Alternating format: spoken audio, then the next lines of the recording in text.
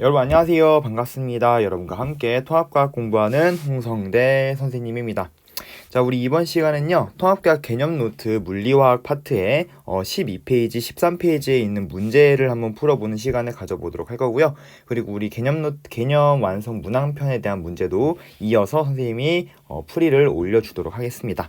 자, 그럼 1번부터 우리 그동안 배웠던 내용들을 조금 정리해 보면서 한번 확인해 보는 시간을 가져보도록 할게요. 자, 물질의 구성에 대한 설명이다 라고 했네요. 지금 여기서 물어보는 건 뭐냐면 원자수 그리고 원소. 자, 원자와 원소를 구분할 수 있어야 된다고 했죠. 원자와 원소는 화학적으로 분해할 수 없는 물질이 구성하고 있는 가장 작은 입자라는 의미로 우리가 거의 구분하지 않고 사용하지만, 그죠? 교육과정상 원자와 원소를 굳이 구분할 때에는 어떤 의미로 구분을 하냐면 이런 식으로 구분한다고 했습니다. 자, 원자라고 하는 친구는 우리 입자의 개수의 의미가 조금 강하다고 얘기했고요. 원소라고 하는 것은 그 원자의 종류야 라는 의미로 여러분들 받아들이시라고 했죠. 그래서 산소 O2라고 하는 한 분자에 들어있는 원자수라고 한다면 그 산소를 구성하고 있는 원자의 총 개수를 의미한다 라고 생각하면 되겠죠. 자, 산소라고 하는 친구가 이렇게 두 개가 달라붙어 있는 거죠. 이렇게 산소가. 그렇기 때문에 요건 산소 원자 하나 둘 이렇게 해가지고 총 몇 개야? 총 두 개야. 그래서 우리 몇 원자 분자? 그렇지, 2원자 분자. 이런 식으로 얘기하기로 했죠. 하지만 구성 원소의 수는 몇 개라고 했습니까? 그렇죠. 여기는 한 가지로 구성되어 있어 라고 얘기를 했죠. 자, 일단은 산소의 구성 원자 수는 2입니다. 그죠? 자, 두 번째, 포도당. 자, 포도당은 몇 종류의 원소로 이루어져 있어? 즉, 원자의 종류가 몇 가지야? 라고 물어보는 거죠. 따라서 탄소랑 수소랑 산소 총 몇 종류야? 3종류요 라고 대답해 주시면 되는 겁니다. 따라서 A 더하기 B 하라고 합니다. 2 더하기 3 하는 거니까 5인 4번 되는구나 알 수가 있겠습니다. 자, 2번입니다. 자, 그림은 수소 원자에서 전자가 다른 궤도로 이동하는 것을 모형으로 나타낸 것이다 라고 했습니다. 즉, 전자라고 하는 건요, 원자 핵 주변에 아무 위치에나 존재하는 것이 아니라고 했어요. 이러한 전자는 특정한 전자가 다니는 전자의 길, 즉 기차가 기찻길을 다니는 것처럼 전자가 다니는 길이 따로 있다라고 했고요. 이러한 궤도를 우리는 전자 껍질이라고 했습니다. 그래서 안쪽 껍질에서 가는요, 지금 안쪽 껍질, 가장 안쪽 껍질에 가장 안정한 상태, 즉 에너지가 가장 낮은 상태인 첫 번째 껍질에 존재하는 상태를 가는 표현을 한 거고요. 나 같은 경우는 어떤 거야? 주변으로부터 무엇을 받아서, 그렇지, 에너지를 받아서 흡수해서 그만큼의 에너지를 흡수해서 전자가 에너지를 흡수해서 올라간다는 얘기죠. 다른 두 번째 껍질 또는 세 번째 껍질로 이동할 수 있다라고 했죠. 얘는 두 번째 껍질로 이동을 한 상황을 표현을 한 겁니다. 자, 에너지가 증가한 상태겠죠. 그래서 우리가 가가 더 에너지가 작기 때문에 안정해 라고 얘기할 수 있는 거고요. 나는 상대적으로 가보다 불안정해 라고 이야기할 수 있습니다. 그래서 화학에서는 안정과 불안정을 우리 에너지의 관점에서 본다라고 얘기를 했었습니다. 자, 이에 대한 설명으로 옳은 것을 고르라고 하네요. 자, 가는 나보다 안정하다. 왜? 가가 나보다 뭐가 작기 때문에 에너지적인 관점에서 더 작기 때문에, 즉 가는 나보다 안정하다가 맞는 설명되는구나 알 수 있겠고요. 자, 니은 가에서 나로 갈 때, 즉 가에서 나로 갈 때 에너지를 흡수해서 두 번째 껍질로 이동을 한 거죠. 맞는 설명. 디귿 원자 내 전자는요, 자, 연속적인 것이 아니라, 즉 원자핵 주변의 전자가 아무 위치에나 존재하는 것이 아니라 전자가 존재하는 특정한 위치가 있다. 특정한 위치가 있다라는 의미를 가지고 있는 겁니다. 즉 에너지가 연속적이지 않고 어떻다? 불연속적이다. 띄엄띄엄 떨어져 있다라는 뜻을 의미하는 겁니다. 그래서 불연속적인 전자 껍질 자체가 불연속적이기 때문에 그 전자 껍질 위를 돌아다니고 있는 전자 또한 불연속적인 에너지 준위를 가져요 라고 얘기할 수가 있는 거죠.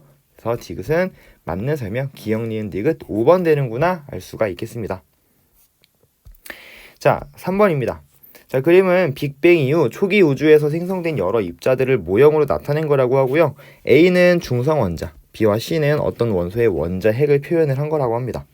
자, A가 중성 원자래. 자, 중성이라고 하려면, 즉 전기적 중성이 되려면요, 어때야 됩니까? 어떤 수와 같아야 돼? 그렇지, 양성자 수와 전자 수가 서로 같아야 된다라는 이야기를 했습니다. 전자가 있고요, 양성자, 즉 이 친구는 바로 양성자라는 걸 우리가 바로 한 번에 확인할 수가 있죠. 자, 까만 친구가 양성자야. 이러한 양성자랑 같이 붙어서 원자 핵을 구성하고 있는 이 친구는 누구야? 그치, 중성자가 되겠죠. 자, 그럼 양성자. 그럼 여기는 중성자 2개. 이런 식으로 표현할 수가 있고요. 자, 우리 양성자가 하나 있으면 양성자는 누구를 결정한다고 했냐면 원자 번호를 결정한다고 했어. 그래서 우리 원자 번호 A 같은 경우는 원자 번호가 몇 번인 거야? 얘는 1번인 수소 원자가 되는 거고요. 자, B 같은 경우 원자 번호가 역시 마찬가지 양성자 하나 있기 때문에 1번인 수소인데 중성자가 하나 있는, 즉 질량이 더 무겁게 표현되어 있다라고 보시면 되겠죠. 그래서 전자가 없기 때문에 얘는 H 플러스 이렇게 표현할 수가 있습니다. 자, C 같은 경우는 어떤가요? 얘는 양성자 2개 있으니까 2번이고요. 2번부터 이제 헬륨이죠, 헬륨. 얘 같은 경우 헬륨이기 때문에 2번이고요. 그리고 전자 2개가 없기 때문에 2 플러스 이렇게 표현할 수가 있어요. 이에 대한 설명으로 옳은 것을 고르라고 합니다. 자, 지금 까만색 동그라미는 중성자가 아니라 양성자라고 했고요. A와 B는 원자 번호가 같을 수밖에 없어요. 왜? 양성자 수가 하나로 똑같으니까. C는요, 헬륨의 원자 핵. 왜 2번이라는 것을 여러분들이 알고 있니? 라고 물어보는 겁니다. 그죠? 그래서 C는 원자 번호 2번인 헬륨의 원자 핵이야 라는 걸 알고 있어야겠죠. 즉, 여러분들은 1번부터 20번까지의 주기율표에서의 원자 번호를 당연히 안다는 전제하에 문제가 출제되었다고 보시면 되는 겁니다. 니은 디귿 답은 4번 되는구나 알 수 있겠죠. 자, 4번 갑시다. 자, 그림은 빅뱅 이후 초기 우주에서 헬륨 원자가 생성되는 과정을 모형으로 나타낸 것이다. 자, 우리 화학 시간에는 안 했지만 우리 아마 지구과학 시간에 배웠을 겁니다. 자, 빅뱅으로 인해서 처음에 한 점에서 고밀도 초고온의 형태에서 폭발을 했다. 그래서 처음에 발견된 입자들은 바로 기본 입자라고 하는 쿼크와 무엇? 전자라고 하는 친구가 있었다라는 얘기 기억나죠? 그래서 이러한 쿼크들이 모여서 양성자와 중성자, 즉 원자 핵을 구성하고 있는 입자들을 형성을 하고요. 이러한 입자들이 온도가 내려감에 따라서 그쵸? 양성자와 중성자가 서로 결합을 하면서 원자 핵, 이제 헬륨 원자 핵을 만들죠. 그래서 원자 핵과 전자가 만나서 바로 이렇게 헬륨 원자 핵이 만들어지는. 그럼 얘는 헬륨의 원자 핵이 된다고 볼 수가 있겠네요. 자, 이에 대한 설명으로 옳은 것을 고르라고 하네요. 자, A는 전자이다. 그렇죠? 처음 생겨난 쿼크와 전자. 헬륨 원자 핵과 지금 전자가 만나서 이런 식으로 헬륨 원자가 만들어진다는 걸 통해서 얘가 전자라는 걸 확인할 수가 있죠. 자, B는 플러스 전하를 띠니 당연합니다. 플러스 2만큼의 전하를 띠겠죠. 그래서 헬륨 쓰고 원자 번호 2번이고요. 전자가 지금 없는 상태이기 때문에 2 플러스 이런 식으로 기호로 표현할 수가 있겠죠. 자, 질량은 A랑 B랑 비교하네. 전자는 질량이 매우 작기 때문에 원자의 질량에 포함시키지 않는다라고 배웠습니다. 따라서 당연히 질량은 B가 훨씬 더 크다라고 하셔야겠죠. 디귿은 틀린 답은 기억, 니은 3번 되는구나 알 수가 있겠습니다. 자, 5번 봅시다. 자, 임의의 원소 A2에 이를 주기율표에 나타낸 것이다 라고 했네요. 자, 이 A2에 대한 설명으로 옳은 것만 좀 골라봅시다. 자, 지금 보니까는 주기율표가 대강 나와 있어요. 자, A는요 18쪽에 있는 누구? 헬륨을 뜻하고요. 자, B와 D 다 누군지 알아야겠죠. 자, 얘는 리튬, 알칼리 금속, 그리고 얘는 나트륨이 되겠네요. 그죠? 그래서 C 같은 경우는 플루오린 9번이고요. 그리고 E 같은 경우는 우리 산소 아래에 있는 황이 되는구나 할 수 있겠습니다. 자, A는 반응성이 거의 없다. 그쵸? A 같은 경우는 우리 18쪽에 있는 친구들. 자, 무엇을 만족하는? 옥텟 규칙을 만족하기 때문에 반응성이 거의 없어. 반응하려고 해, 안 해? 반응성 거의 없다. 반응 안 하려고 한다. 그래서 바깥 껍질의 전자가 얘는 2개, 나머지는 8개씩 해가지고 옥텟 규칙 만족하고 있어서 최애각 전자가 2개 또는 8개가 있지만 그 최애각 전자가 반응성이 없기 때문에 원자가 전자는 0이라고 부른다 라던 걸 기억나죠? 따라서 A는 반응성이 거의 없다. 맞는 설명이고요. 비활성 기체라고 했죠. 니은 최외각 전자 수는 B와 C가 거의 같니? 라고 했어. 최외각 전자 수는 B와 C가 같니? 자, B의 최외각 전자 수 몇 개입니까? 1쪽이죠. 최외각 전자 수는 족의 1의 자릿수만큼의 수를 가지고 있다고 했어요. 얘는 1개일 거고요. 얘는 몇 개일 거니? C는 바로 7개 있겠죠. 그죠? 따라서 B와 C가 최외각 전자 수가 같은 게 아니라 뭐와 같은 거야? 전자 껍질 수가 같은 거죠. 서로. 그래서 니은은 틀린 보기구나 알 수 있겠습니다. 자, D와 E는요. D와 E는 화학적 성질이 비슷하다. 자, 화학적 성질이 비슷하려면 어때야 되냐면 원자가 전자 수가 같아야 화학적 성질이 비슷하다고 얘기했죠. 즉 같은 족에 위치한 원소들이 바로 화학적 성질이 비슷하고요. D와 E는 같은 주기이기 때문에 역시 마찬가지 전자 껍질 수가 같은 상황이므로 화학적 성질이 비슷하다고 볼 수가 없습니다. 답은 기억만 맞는구나. 1번 되는구나 알 수 있겠죠. 자, 원자 번호에 따른 원소의 최외각 전자 수를 나타낸 거라고 합니다. 원자 번호가 증가함에 따라 최외각 전자 수만 나타냈어요. 보니까는 원자 번호 1번인은 1번 1개 있죠? 2번인 헬륨은 2개 있다가 3번인 리튬은 다시 1로 넘어오죠. 그래서 주기율표 왔다 갔다 하는 거 지금 머릿속에 그려질 겁니다. 자, 여기부터는 몇 주기야? 자, 여기 3번부터는 이젠 2주기에서 시작한 애들이지. 2주기. 아이고. 2주기에 시작한 애들이고요. 자, 얘는 원자 번호가 증가할수록 지금 최외각 전자 수가 이렇게 쭉 비례해서 증가하는 걸 확인할 수가 있습니다. 그러다가 다시 10번 이후 네온 이후에 11번인 나트륨으로 가면 여기부터 또 3주기가 시작이 되는 거죠. 그래서 원자 번호 증가할수록 최외각 전자 수가 증가하는 모습을 확인할 수가 있습니다. 자, A와 B는 같은 주기 원소냐? A와 B는 현재 같은 주기, 즉 1주기에 있는 원소 헬륨과 수소를 이야기하기 때문에 맞는 설명. B와 C는 화학적 성질이 비슷하니? 자, B는 우리 B 같은 경우는 우리 18쪽에 위치하고요. 그죠? 자, C 같은 경우는 어떻습니까? C는 지금 최외각 전수가 2이기 때문에 얘는 2쪽에 위치하는 친구야. 그죠? 자, 얘가 똑같이 최외각 전자가 2개라고 해서 B는 우리가 예외적으로 첫 번째 전자 껍질은 2개밖에 채울 수 없기 때문에 2개밖에 없는 거고요. C 같은 경우는 애초에 2족이기 때문에 2개밖에 없는 거죠. 따라서 얘네 둘은 최외각 전자수가 서로 같지만 화학적 성질은 비슷하다고 얘기할 수가 없는 거죠. 자, A와 C는 A와 C의 양성자수 A와 C. 자, A의 양성자수는 이 원자 번호 1번이기 때문에 1개밖에 없고요. C는요. 얘는 원자 번호가 12번이기 때문에 12개나 있습니다. 따라서 양성자수 B는 그냥 원자 번호의 비율이라고 생각하시면 되고요. 1대 12가 맞는 설명이구나 알 수 있겠습니다. 답은 기억 디귿 3번 되는구나 골라주시면 되겠죠. 자, 이어서 갑니다. 7번. 그림은 주기율표에서 2주기 원소의 원자 번호에 따른 물리량 가와 나를 나타낸 것이다.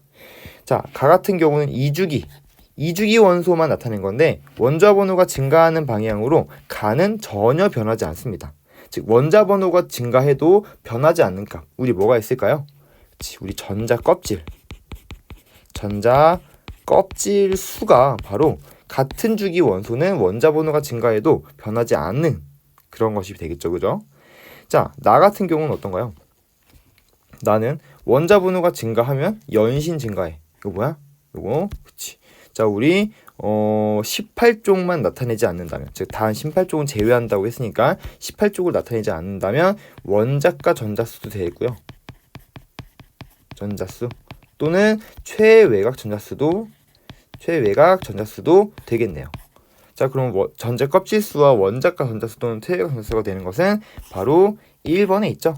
답은 1번 되는구나 알 수가 있겠습니다.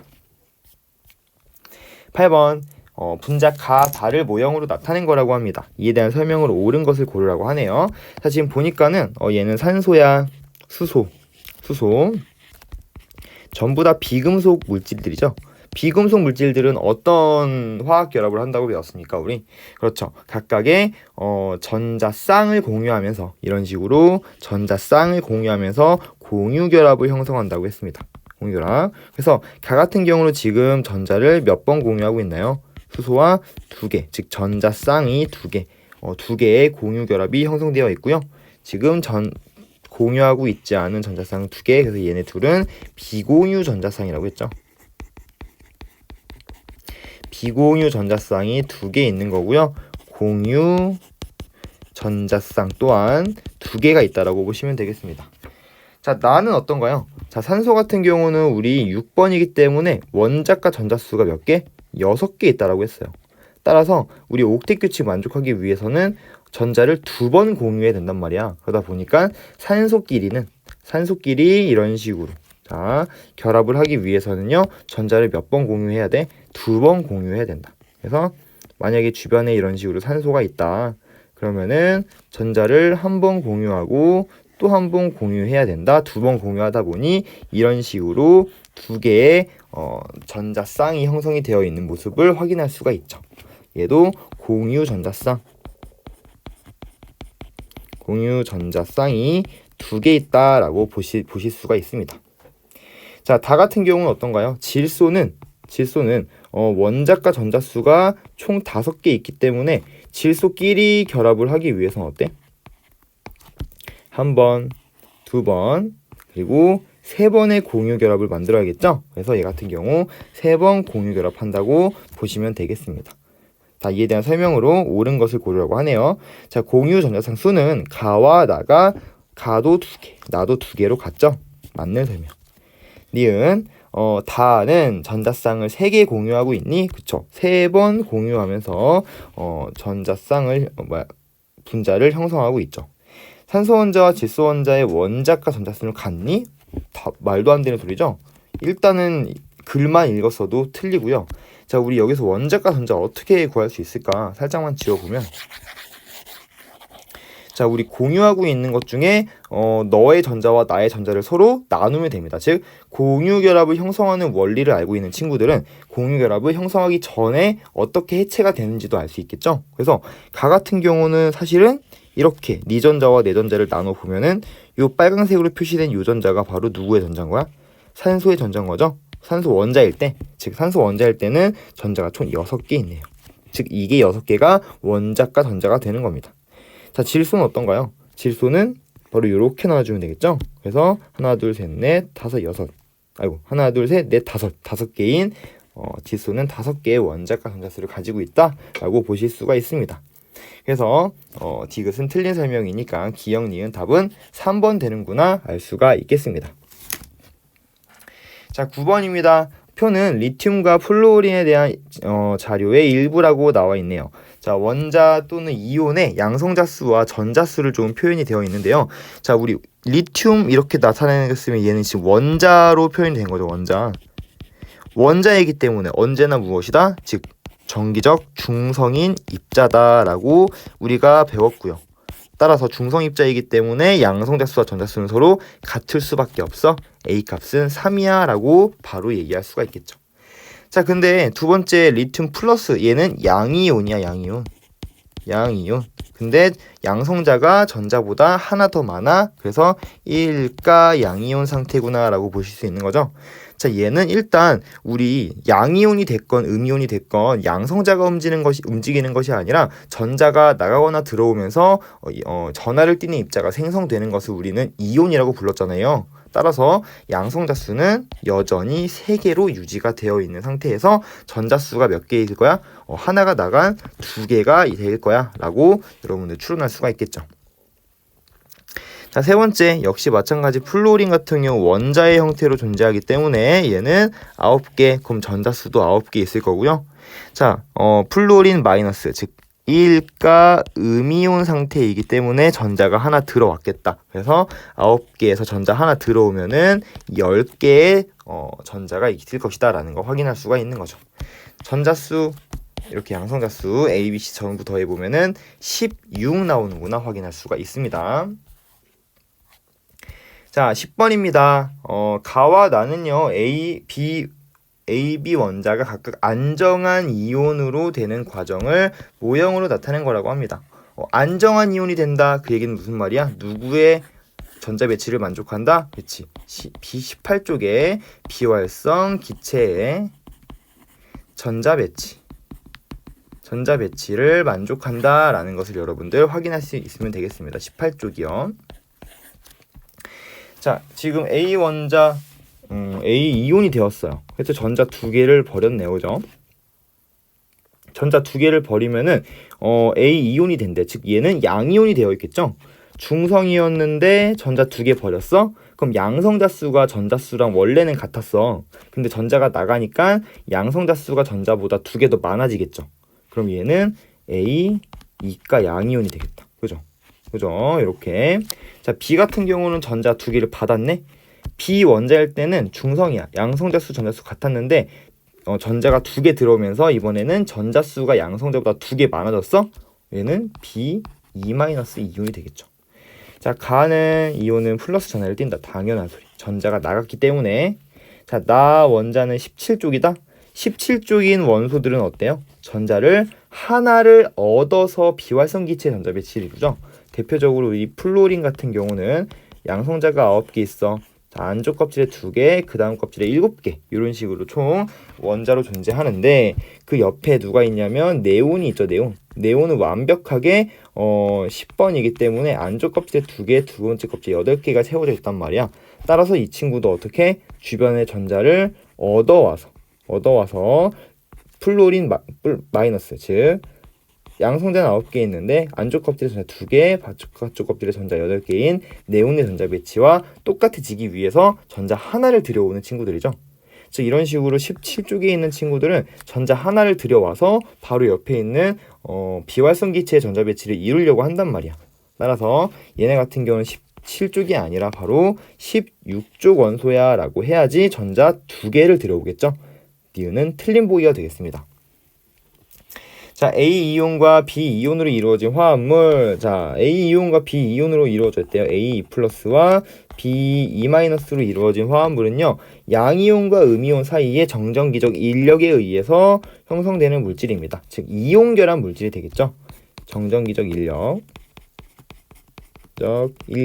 자, 그럼 요거 어떻게 화학식 어떻게 쓴다고 했습니까? 자, 바로 서로 전하량을 바꿔서 쓴다고 했죠. 그래서 A2, B2인데 이거는 어차피 간단한 정수비로 표현해 보면은 어차피 1대1이잖아. 그치? 따라서 그냥 A, B로 쓰시면 돼요. 화학식은.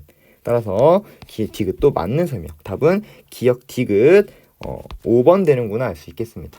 자, 이런 식으로 물질이 원소 이온들이 이제 화합물을 형성할 때는 이런 화학식은 언제나 중성 물질이 돼야 된다라는 생각을 가지고 양이온과 음이온의 전하량이 같아야 된다라는 관점으로 바라보시면 되겠습니다. 11번입니다. 자, A, B의 전기 전도성을 비교한 실험이래요. A와 B는 각각 염화, 나트륨, 설탕 중에 하나라고 합니다. 자, 여러분 우리 수업 시간에 뭐라고 했냐면 전기 전도성이 있냐 없냐를 따지기 위해서는 어떤 걸 봐야 된다고 했냐면 전하를 띄는 입자의 흐름을 보라고 했습니다. 즉 전하를 띄는 입자가 흐를 수 있는지 없는지를 보는 거야. 전하를 띄는 입자라고 하면은 전자도 있을 수 있고요. 전하를 띄는 입자라고 한다면 전자도 전하를 띄는 입자가 있고요. 뭐 이온 이런 것들도 전하를 띄는 입자겠죠. 자, 이런 것들이 흐를 수 있는지 없는지를 확인하시면 됩니다. 자, 지금 보니까는 고체 상태의 A와 B, 지금 A와 B가 염화나트륨과 설탕 중에 하나래. 염화나트륨은 대표적인 이온결합 물질이고요. 설탕은 우리 탄소 화합물로 대표적인 공유결합 물질이거든요. 자, 그럼 봐봐.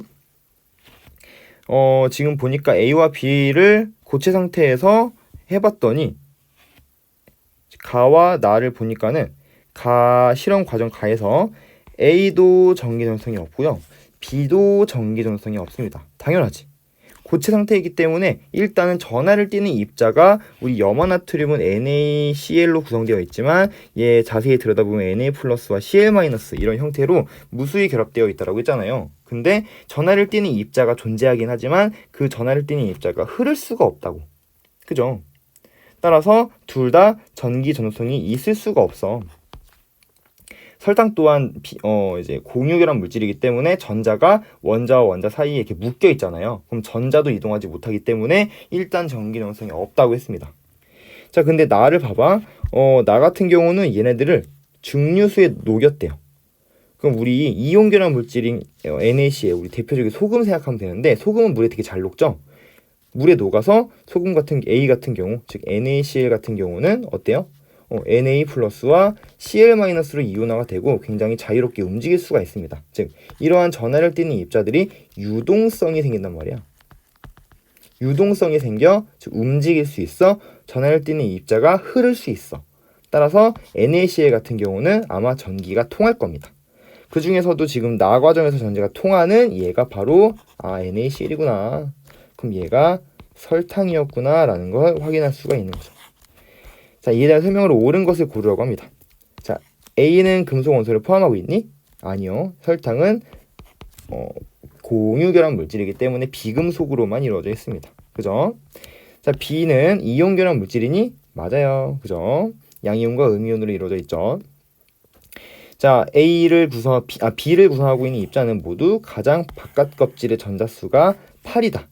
그쵸? 자, 나트륨 같은 경우는 Na는 플러스 형태로 있기 때문에 얘는 11번의 안쪽 껍질 2개, 두 번째 껍질이 8개 형태로 존재할 거고요. 17번인 염소 이온 같은 경우는 17개의 양성자를 가지고 있기 때문에 안쪽에 전자 2개, 8개, 그 다음에 몇 개? 8개 이런 식의 아르곤의 전자 배치를 이루고 있겠다라는 걸 확인할 수가 있습니다. 이들의 정전기적 인력에 의해서 만들어진 것이고요. 따라서 전자수가 모두 8개가 맞다라고 보시면 되겠습니다. 그죠? 그래서 답은 니은 디귿 4번 되는구나 알 수가 있겠습니다. 자, 이제 거의 다 풀었네요. 아직 한 장이 남긴 했네요. 자, 12번 알칼리 금속에 대한 성질을 알아보는 실험이다. 지금 우리 이번 주에 요거 실험하고 있죠. 그래서 X라고 하는 어떤 알칼리 금속을 칼로 자른 다음에 단변을 살펴보았더니 은백색의 광택이 곧 사라졌다. 아, 누구랑 반응했구나? 공기 중에 산소기체랑 반응했구나. 그래서 Na, 예를 들어 나트륨이었다면 Na2O 라는 이온결합 물질을 만들었구나. 그래서 은백색의 광택이 없어진 거야 라는 걸 확인할 수가 있는 거죠. 증류수가 들어있는 시험관에 X의 작은 조각을 넣었더니 기체를 발생하면서 격렬하게 반응했다. 아, 물이랑도 반응하네. 그러면서 기체가 발생했어. 이거 무슨 기체야? 수소기체. 어떻게 확인할 수 있는데 불꽃을 갖다 대면 펑 소리가 나고 터진다고 했죠. 자, 나의 시험관에 페놀프탈레인 용에 떨어뜨렸더니 붉은색 변했어? 아, 그러면은 그 얘기는 무슨 말이냐면 알칼리 금속은 뭐랑 반응할 때? 그치. 물과 반응하면서 염기성 물질인 OH-를 형성하는구나 라는 것을 이야기를 하는 거죠. 자, 이거 실제로 우리 실험했기 때문에 아마 다들 다 잘 기억하고 있을 거라고 생각을 합니다. 자, 기억. X는 무른 금속이다. 자, 지금 보면 칼로 자를 수 있는 금속이야. 다른 금속에 비해서 어때? 무른 금속이라는 걸 확인할 수가 있어요. 자, 니은. 다수용의 그 염기성이야. 왜? 페놀프탈레인은 염기성을 확인하는 지시약이라고 했고요. 얘가 붉은색으로 변한 걸 통해서 염기성임을 확인할 수 있었다고 했습니다. 니은 맞는 설명. 액티귿. X는 물과 공기와 쉽게 반응하므로 석유에 보관해야 된다라고 했죠. 그래서 당연히 그치, 물과 공기가 쉽게 반응하기 때문에 석유에 보관하는 게 맞는 설명. 우리 그래서 아마 마스크 쓰고 있어가지고 잘 모를 수도 있겠는데 우리 리튬 금속이 이제 석유 액체에 보관되어 있기 때문에 조금 그 석유 냄새가 나는 것도 아마 여러분 느끼실 수 있을 거고요. 그 물 속에 넣을 때도 물에 둥둥 기름이 뜨는 것도 아마 관찰할 수 있는 친구들은 관찰할 수도 있었을 겁니다. 답은 5번 되는구나 확인할 수가 있어요. 자, 다음은 나트륨 금속과 염소 기체의 반응을 알아보는 실험이다 라고 했습니다. 자, 어떤 액체 속에 보관되어 있는 나트륨 금속 조각을 요거 뭐 석유 같은 기름에 보관이 되어 있겠다. 나트륨은 자, 염소 기체가 들어있는 삼각 플라스크에 넣어 반응시킨대요. 나트륨을 염소랑 반응을 시킨대요. 염소는 우리 기체 상태로 존재한다고 했고요. 17조 할로젠 원소는 이렇게 공유결합해서 이원자 분자의 형태로 존재한다고 했죠. 그럼 얘가 이렇게 반응하면서 아마 NaCl을 만들게 될 예정에 있습니다.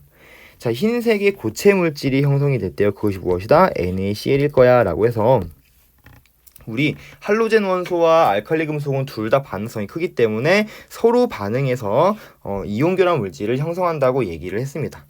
이에 대한 설명으로 옳은 것을 고르라고 하네요. 기억은 물이다. 자, 물에 넣으면 큰일 납니다. 액체 속에 보관하고 있는데 그게 물인 거면은 반응 일부러 시키라고 놓은 거밖에 안 되는 거죠. 물과 나트륨은 격렬하게 반응해서 뭐 이제 수소기체를 발생하게 되죠. 자, 니은은 염화 나트륨이다. 맞는 설명. 디귿 나트륨과 반응한 염소는 음이온이 된다. 그 얘기는 얘는 Na 플러스 Cl 마이너스로 이렇게 이온 결합 물질이 형성되는 거기 때문에 나트륨은 Na 플러스 양이온, Cl 마이너스 음이온이 된다라는 의미를 내포하고 있네요. 니은 디귿 답은 4번 되는구나 알 수 있겠습니다. 자, 14번입니다. 자, 그림은 물과 산화마그네슘의 화학결합 모형과 네온의 전자배치 모형을 나타낸 것이다 라고 했습니다. 이에 대한 설명으로 옳은 것을 고르라고 하네요. 자, 지금 보니까는 일단은 물은 비금속과 비금속으로 이루어져 있네요. 보니까는 공유결합 물질. 자, 얘 같은 경우는 마그네슘 Mg2+와 산소 2-가 정전기적 인력에 의해서 결합되어 있어. 요거 이온 결합 물질. 그죠? 마지막 네온 요거 비활성 기체.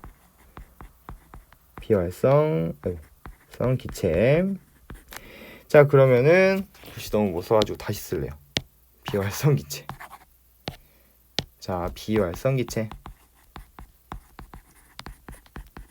이에 대한 설명으로 옳은 것 고르라고 합니다. 산소 원자의 원자과 전자수는 4개니 자, 이거 어떻게 구하라고 했습니까?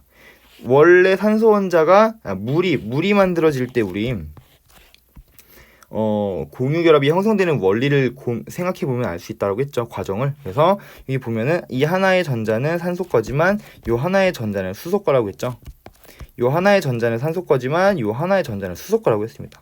온전히 산소 거는 공유하지 않은 전자까지 포함해서 하나, 둘, 셋, 넷, 다 6. 즉 원자과 전자는 총 몇 개야?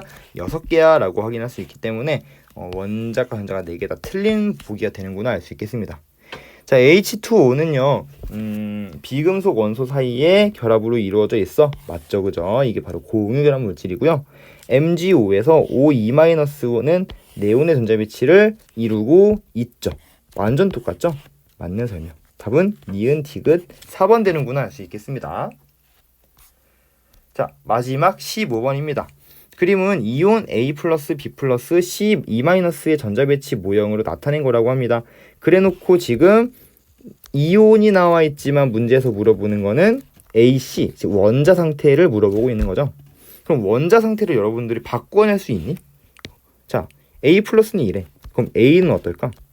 A라고 하는 친구는 플러스가 이 상태면은 전자 하나 들여온 상태가 이 상태가 바로 A의 상태인 거죠. B도 역시 마찬가지. 플러스가 바로 이 상태면은 애초엔 전자가 바깥쪽 껍질에 하나 있었겠다. 그래서 얘가 나가면서 B 플러스가 되는 거죠. 역시 마찬가지. 여기 있는 A도 얘가 나가면서 A 플러스가 된다라고 생각하면은 우리 각각의 원자 상태의 전자 배치도 예측할 수가 있어요. C2+는 어떻게 만들어졌을까요? 전자가 두 개 들여오면서 2+가 된 거니까 사실상 가장 바깥쪽 껍질에 전자 두 개는 없던 애였겠다. 그죠? A는 금속 원선이, 그쵸?